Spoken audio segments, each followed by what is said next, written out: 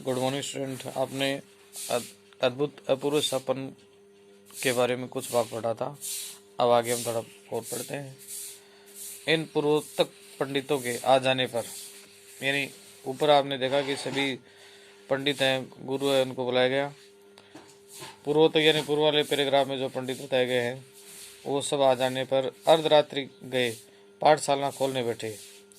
इस समय सब इष्ट मित्रों के सम्मुख उस परमेश्वर को कोटि धन्यवाद दिया, कोटि मनि करोड़ों, जो संसार को बनाकर क्षण भर में नष्ट कर देता है, और जिसने विद्याशील बल के सिवाय मान, मूर्खता, पर द्रोह एवं दूसरे से लड़ाई करना, पर निंदा, दूसरी बुराई करना आदि परम गुणों से इस संसार को विभूषित किया। हम कोटि धन्यवाद पूर्वक आज इस सभा के सम्मुख अपने स्वार्थरत चित्त की प्रशंसा करते हैं, जिसके प्रभाव से ऐसे उत्तम विद्यालय की नींव पड़ी है। उस ईश्वर को ही स्वीकार था कि हमारा इस पृथ्वी पर कुछ नाम रहे, नहीं तो जब द्रव्य की खोज में डूबते डूबते बचे थे तब कौन जानता था कि हमारी कपोल कल्पना सत्य हो जाएगी, यानी कोरी कल्पनाएं सत्य हो जाएंगी। परंतु ईश्वर के अनुग्रह के से हमारे सब संकट दूर हुए और अंत समय तक हमारी अभिलाषा पूर्ण हुई। हम अपने इष्ट मित्रों की सहायता को भी न भूलेंगे कि जिनकी कृपा से इतना द्रव्य हाथ आया कि पाठशाला का सब खर्च चल गया और 10-5 पीढ़ी तक हमारी संतान के लिए बच रहा है। हमारे पुत्र परिवार के लोग चैन से हाथ पर हाथ धर बैठे रहे। हे सज्जनों, ये तुम्हारी कृपा का विस्तार है कि तन मन से आप इस धर्म कार्य में प्रवृत्त हुए। नहीं, मैं 2 हाथ पैर वाला बेचारा मनुष्य, आपके आगे कौन कीड़ा था जो ऐसे दुष्कर कर्म को कर लेता। यहाँ तो घर की केवल मुछे ही मुछे थी,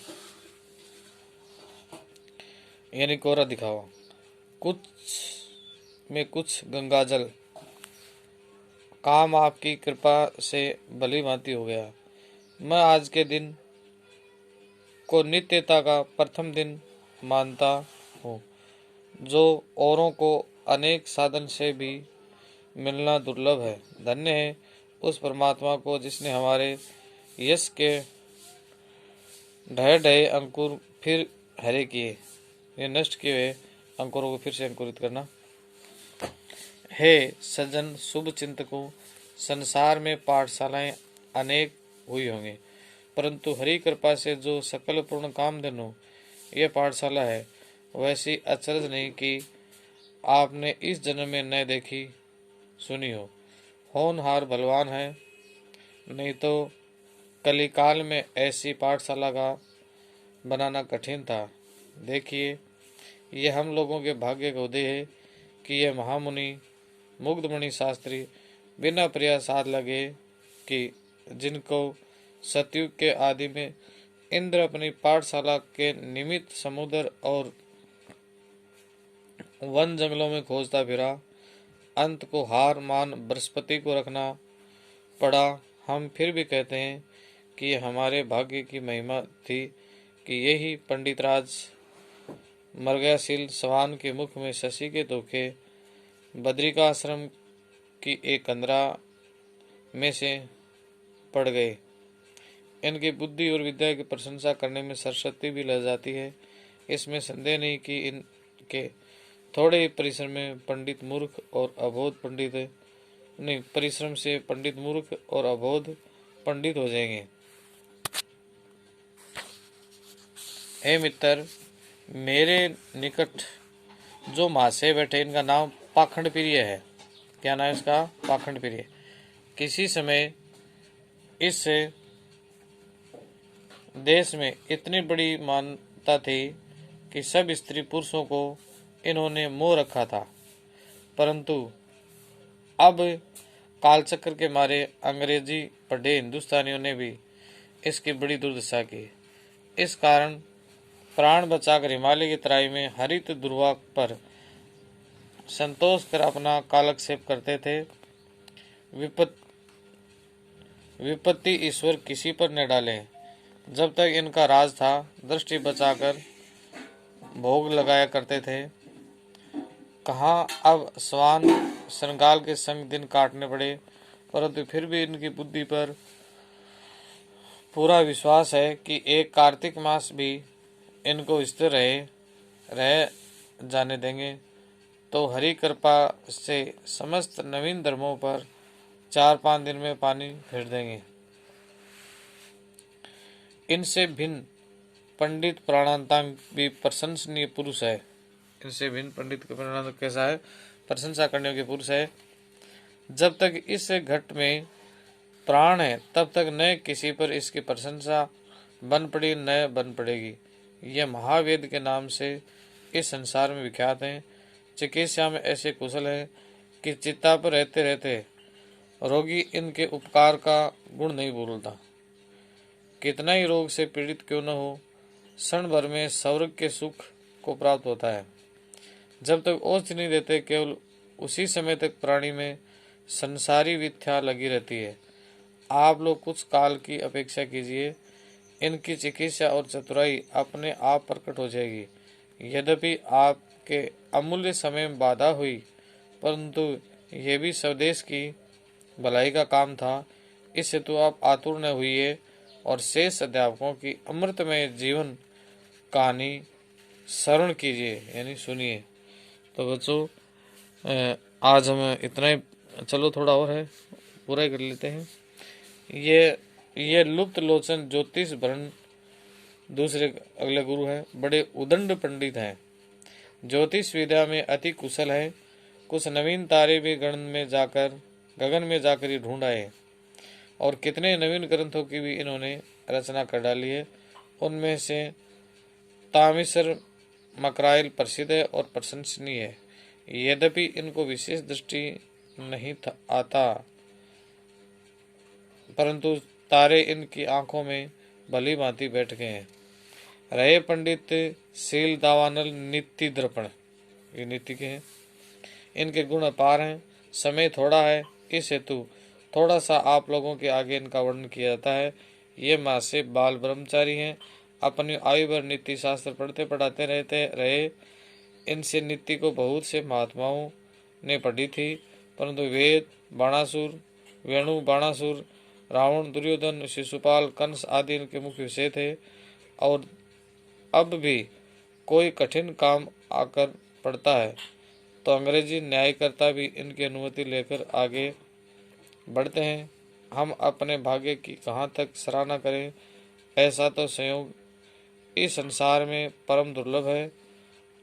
अब आप सब सज्जनों से यही प्रार्थना है कि आप अपने अपने लड़कों को भेजें और वे आदि की कुछ चिंता न करें, क्योंकि प्रथम तो हम किसी अध्यापक को मासिक देंगे ही नहीं, और दिया तो भी अभी 10-5 वर्ष पीछे देखा जाएगा। यदि हमको भोजन की श्रद्धा हुई तो भोजन का बंधन बांध देंगे, नहीं ये नियत कर देंगे कि पाठशाला संबंधी द्रव्य हो उसका वे सब मिलकर नाश लिया करें। तो इस प्रकार ये आपका चैप्टर पूरा हुआ। और शब्दार्थ है इसके, वो देखिए। पर्यंक, पर्यंक क्या होता है? पलंग। क्या होता है? पलंग, जैसे खाट हो, चारपाई हो। कोटि मानी करोड़, कोटि का मतलब क्या होता है? करोड़। मृगाशील, शिकारस्थ। और तराई, तराई क्या होती है? तलहटी। श्रृंगाल, सियार। श्रृंगाल क्या है? सियार। क्रिकेट, क्रिटिक, आलोचक। कामधेनु, इच्छा पूरी करने वाली देवताओं की एक गाय का नाम है। कंदरा एक गुफा का नाम है। और दुर्वा, दूब या घास। भारतेंदु हरिश्चंद्र का जन्म स्थान है काशी। कहाँ पर है? काशी।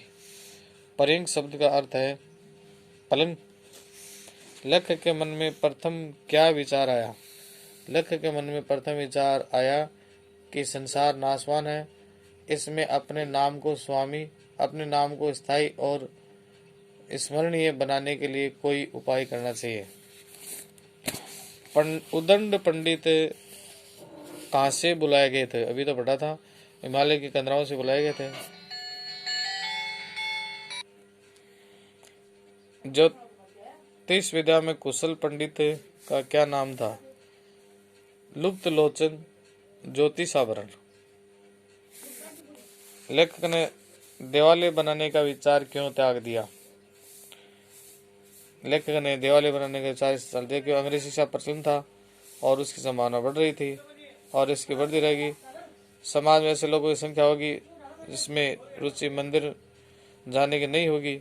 कोई मंदिर की ओर मुंह उठाकर देखेगा तो नहीं, ये सोचकर उसने देवालय बनाने का विचार था। और लोग पुस्तक लेखन के विचार पर लेखक क्यों सहम गया? पुस्तक लिखने के विचार में किया, परंतु इसमें उसकी बड़ी बाधा प्रतीत हुई। उसने सोचा कि आलोचक उसकी पुस्तक की कटी आलोचना करेंगे, इससे पाठकों की पुस्तक उपयोगी या लाभदायक होगी नहीं, फलतः वह इसे नहीं पढ़ेंगे। ये विचार आते ही वह सहम गया। पंडित प्राणांतांग की क्या विशेषता बताई गई? पंडित प्राणांतांग प्रसिद्ध वेद है। अब तक वह रोगी को औषधि नहीं देते तब तक वह संसार के कष्ट उठाता है। उनकी दवा मिलते ही उनको स्वर्गवास का सुख तुरंत प्राप्त हो जाता है। चिता पर चढ़ते समय भी वह उसके उपकार नहीं बोलता।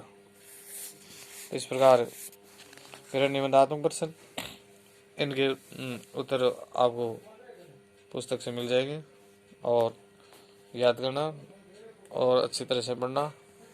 अगले चैप्टर का अध्ययन बाद में करेंगे। तब तक के लिए धन्यवाद। Thank you.